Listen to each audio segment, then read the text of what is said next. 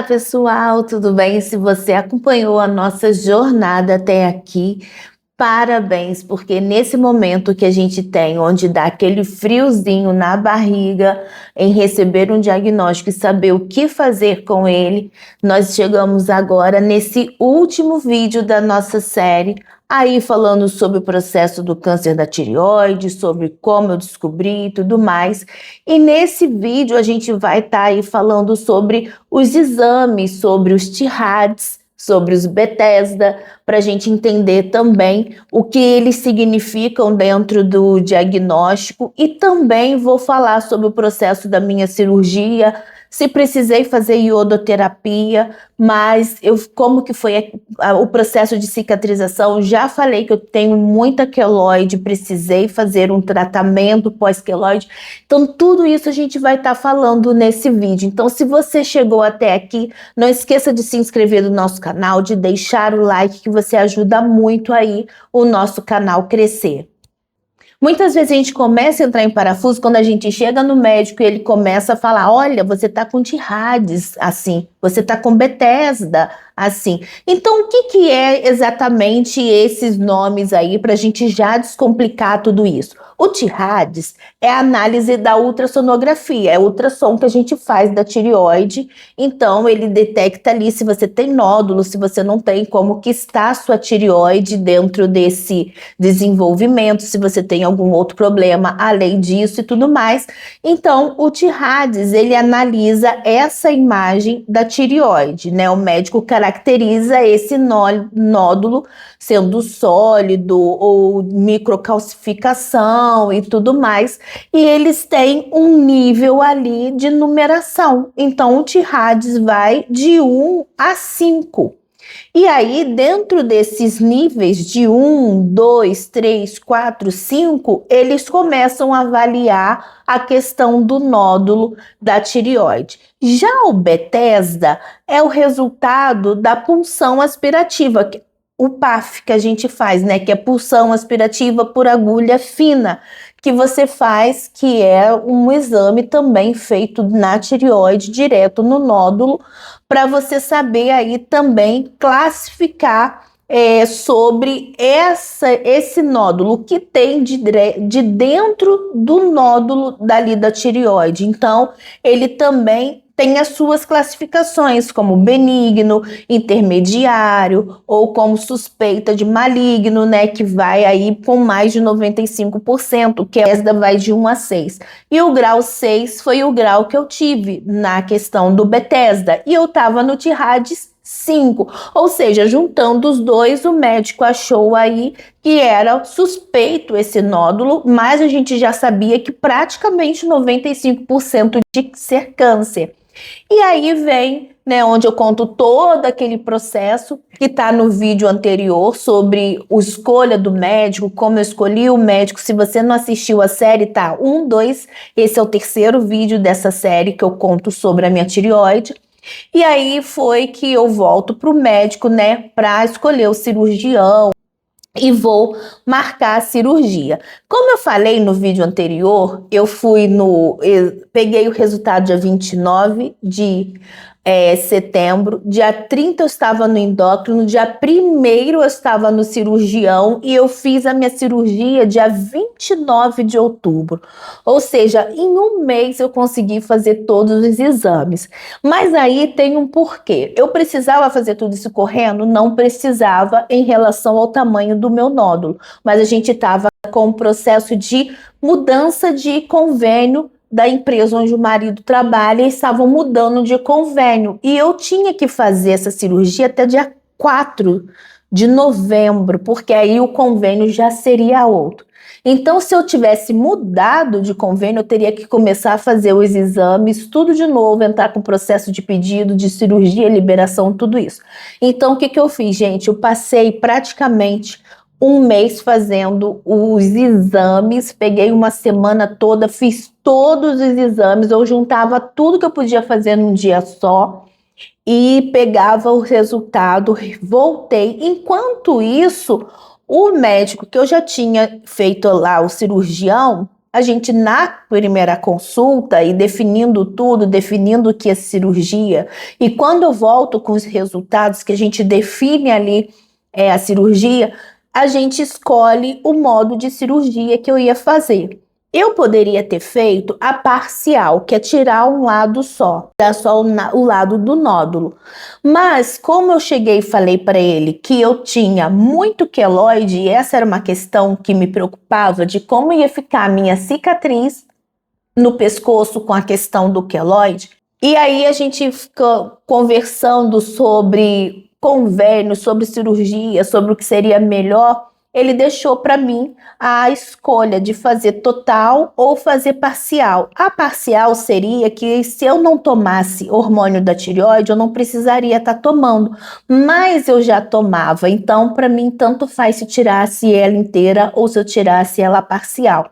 E como eu podia correr o risco de aparecer, ter um foquinho de um lado e aparecer e precisar fazer a cirurgia de novo, e eu já tenho essa questão da queloide, e ele me indicou fazer o beta-terapia, que a gente vai falar sobre isso ainda nesse vídeo, eu escolhi fazer a tireectomia total, né, que é fazer a cirurgia de tirar a tireoide toda. E foi a melhor coisa que eu fiz, eu vou contar para vocês, tá? Então chegou o dia de eu ir para cirurgia, né? Dia de operar. Então eu me internei de manhã, 7 horas da manhã, 6 horas da manhã. Minha cirurgia estava marcada para meio-dia, que operei mais ou menos 1 hora. E aí eu operei, como eu disse para vocês, no Hospital São Luís Star do Itaim Bibi, que foi uma escolha que também contei porquê no vídeo anterior.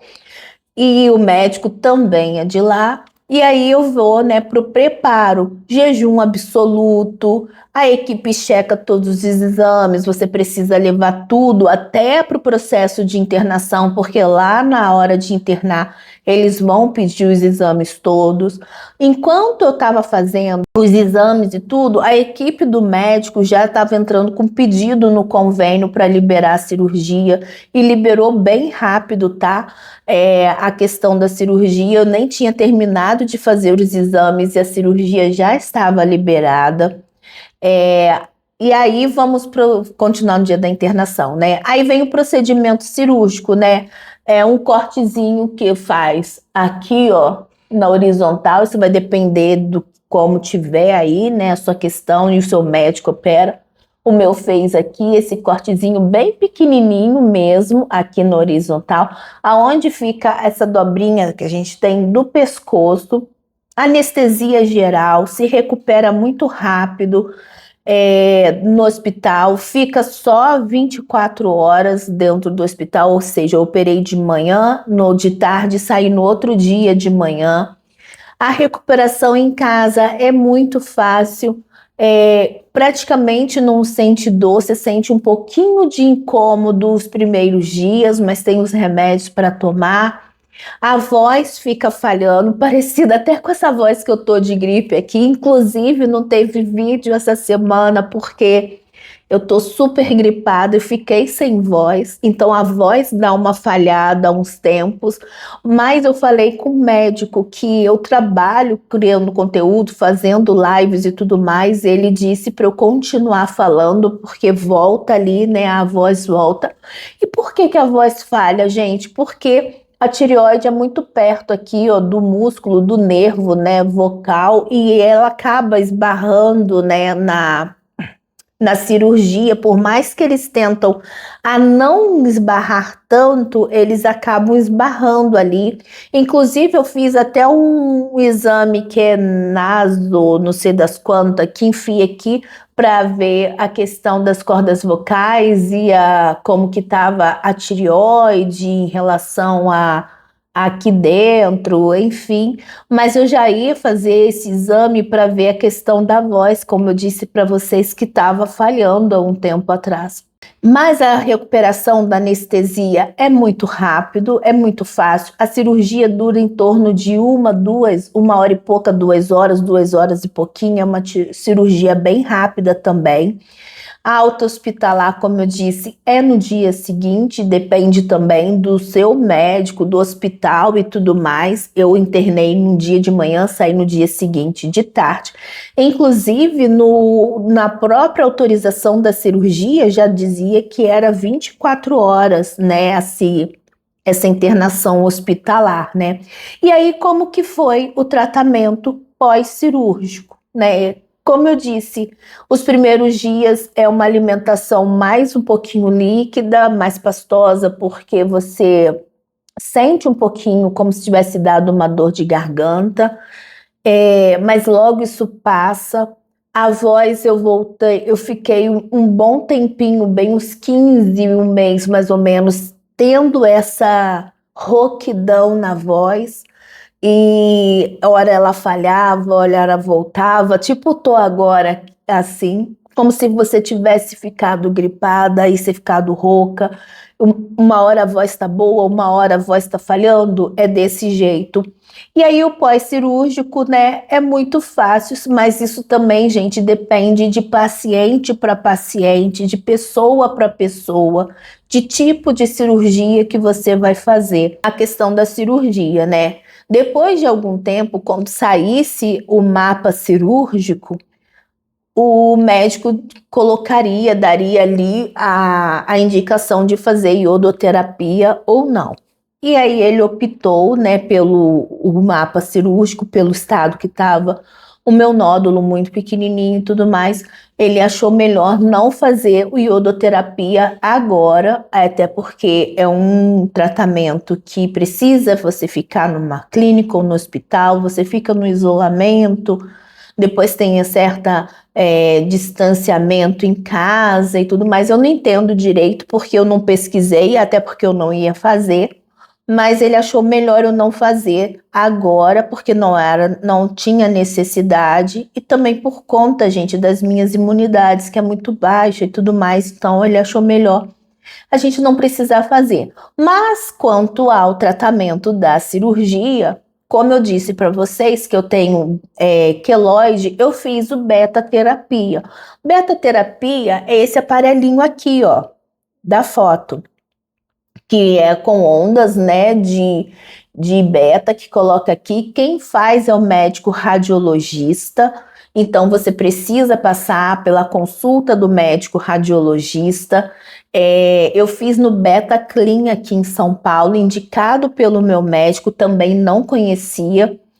E aí você passa antes de fazer a cirurgia, você vai lá, consulta e de acordo com o tamanho da cirurgia, de acordo com a quantidade de pontos de beta, de aplicação e de nível também, que ele vai avaliar a sua tendência queloide. Tem gente que não tem queloide, mas quer fazer para ficar com uma cicatriz melhor. Tem gente que tem muito mais queloide do que eu, enfim.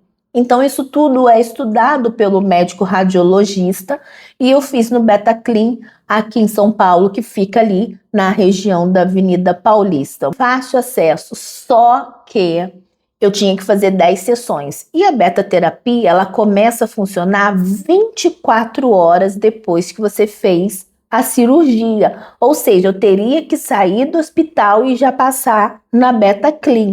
Só que aí eu entrei em um acordo com eles, falei que a distância do hospital para minha casa era muito grande, se eu podia começar num outro dia, sair do hospital, vir para casa, passar o dia aqui e no dia seguinte. Então eu fui 10 dias fazer essa aplicação no Beta Clean, né? Então fui e voltava e voltava. Não dói, é super rápida. O que demorava era para ir e voltar, porque em 5 minutinhos melhora e tudo mais. Só que eu vou contar a realidade para vocês.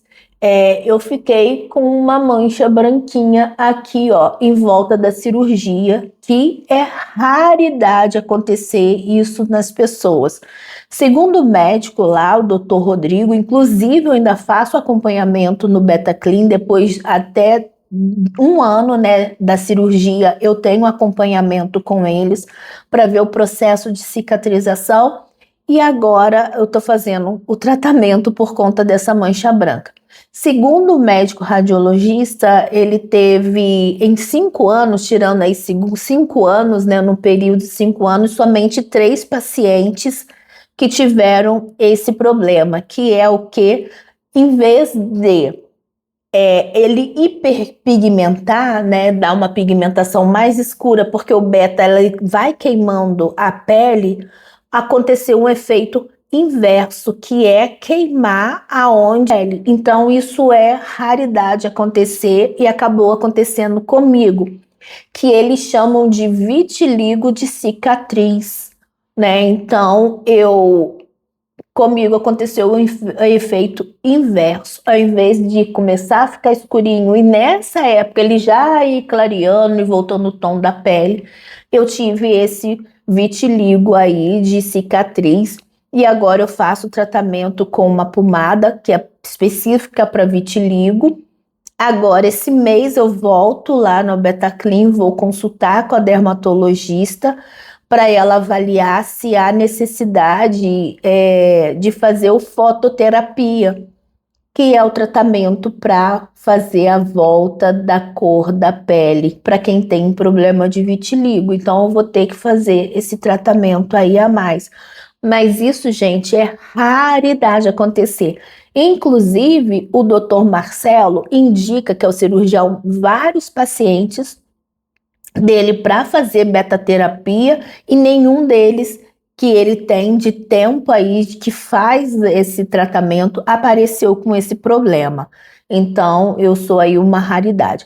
A cirurgia, gente, como eu tenho essa questão do queloide, ele colocou injeções de corticoide na cirurgia. O fio foi um fio um ponto bem espaçadinho, com fio de ponto, né, que era fino, parecia um fio de cabelo, de tão fino que é. Ou seja, ele caprichou muito na cirurgia, no corte, no fechamento, né, da cirurgia, para que não desse o queloide ainda com a ajuda da beta-terapia, para ficar melhor ainda. E acabou acontecendo isso. Mas isso são coisas que acontecem, né? E o que as pessoas me perguntam, né, os médicos em si, é se isso me incomoda, se essa mancha aqui me incomoda. E eu digo que não me incomoda, gente. Eu acho que me incomodaria se eu ficasse com a queloide aqui. O processo de beta-terapia, gente, é particular, não tem pelo SUS, não cobre pelo convênio, é particular. E eu nem vou falar a questão de valores, é um pouco caro, mas porque depende de corte para corte, de pessoa para pessoa, de quantidade para quantidade, porque a onda de beta é dosada de acordo com a necessidade das pessoas, mas é um processo um pouco mais caro. Mas para mim, no momento que eu fiz a minha cirurgia, eu tive condições de fazer, mas eu sei que isso não é, talvez, realidade de muitas pessoas, assim como eu sei também que não é realidade de muitas pessoas ter um hospital onde eu operei, ter a escolha do médico como eu tive e escolhi. Eu sei que muitas pessoas dependem do SUS, ou às vezes não tem essa condição de ter essas escolhas, tem que ser aquele que o convênio oferece e tem. Eu sei que são realidades diferentes de cada um, mas como eu falei no início do vídeo, no início da série, que eu ia contar a minha experiência, a minha realidade, foi isso que aconteceu comigo. Então, até aqui, a cicatriz ficou ótima, mas a manchinha ficou. Não me importo sobre a questão da mancha, eu acho que toda vez que eu olho para ela, posso passar, né, um protetor solar com cor, inclusive preciso usar protetor solar. A questão do skincare, não passar o ácido, né, em cima, porque eu estou passando um outro medicamento, mas posso passar hidratante, posso passar hialurônico. e passar um protetor solar, tanto com cor ou sem cor, isso pode passar e tudo mais. E outra coisa, sobre a questão da cicatriz, é bom falar que eu usei também aquela fita, né, a adesiva, que é uma fita que usa para cortes, para cirurgias, para queimadura, eu usei durante um tempo. Mas só que precisava também usar uns lencinhos. Tanto é que eu comprei um monte de lencinho para eu usar, para não pegar sol. Só que como eu fiz a cirurgia, estava um calor insuportável, né? E só depois de um mês que eu já estava feito, já tinha operado, já tinha começado a fazer o beta, já tinha acabado de fazer beta terapia, que eu passei a usar aquela fita. E eu vou mostrar para vocês aqui, ó, vou botar essa foto aqui, ó. E só que tava muito calor e me deu uma alergia também. Então eu fiquei com vermelhão aqui em volta do calor, porque a fita ficava meio que soltando e eu ficava esfregando ela assim para prender, né? Pode ser também sobre essa alergia que deu, que também acabou dando essa esbranquiçada aqui na área. Mas assim, sobre a questão branca, para mim não me importa se ficou branco, se não ficou e tudo mais. Porque toda vez que eu olho para essa cicatriz, toda vez que eu olho para essa mancha, eu sou grata a Deus pela cura. Porque os exames, depois de 6 meses que eu operei, já tem 6 meses, deu aí que não tenho mais foco nenhum do câncer, não tenho foco mais nada em relação ao que do esvaziamento cervical, não tenho mais foco de nada. Então, para mim, gente, foi uma cura. Eu recebi o diagnóstico, estou curada nesse momento, né? E eu vou ter o acompanhamento com o médico cirurgião durante 5 anos, 15 anos, o resto da minha vida, só que a gente vai dando uma espaçada. Por exemplo, eu fiz 6 meses, né? Ia de 2 em 2 meses, agora eu vou voltar só no final do ano, mas com o endocrinologista eu continuo indo a cada 2 meses, porque eu vou fazendo os hormônios, vou fazendo outras coisas, e até por conta de medicamento, que eu uso medicamento manipulado e preciso deixar a receita, né, na farmácia, então eu só consigo comprar para 2 meses, não consigo estender, então por conta disso também. Mas eu espero que todos esses meus relatos, tudo que eu falei para vocês desde o primeiro vídeo, que eu expliquei muito bem sobre o que o segundo vídeo sobre a importância de ter uma boa equipe, um bom médico do seu lado, se essa for a sua realidade, e se você for fazer a cirurgia, para você se tranquilizar, porque a cirurgia é de fato simples mesmo. A recuperação é muito rápida.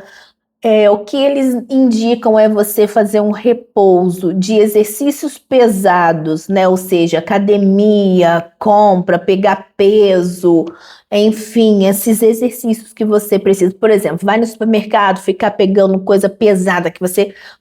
Por mais que a gente não percebe, a gente faz a força no músculo, né, do nosso corpo.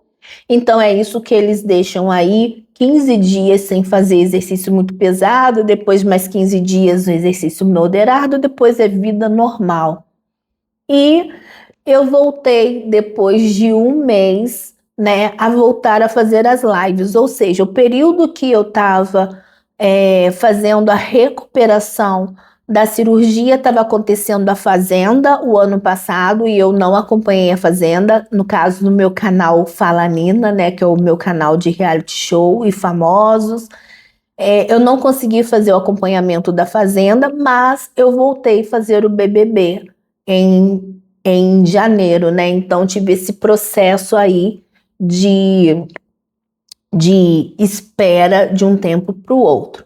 Então, se você chegou até aqui no final dessa série, marca aí, ó, a hashtag Ela Tá Curada, para eu saber se você assistiu esse vídeo até o final. Fiquem com Deus, se cuidem, Procuram fazer exames periódicos, porque foi num exame periódico que eu já fazia acompanhamento que eu descobri todo esse problema. E a gente se encontra nos nossos vídeos semanais, quarta-feira e sábado, às 18 horas. E agora a gente vai começar, a partir de sábado, uma nova série de vídeos falando sobre passeios, viagens, coisas que a gente ia fazer, como eu vim para São Paulo em si.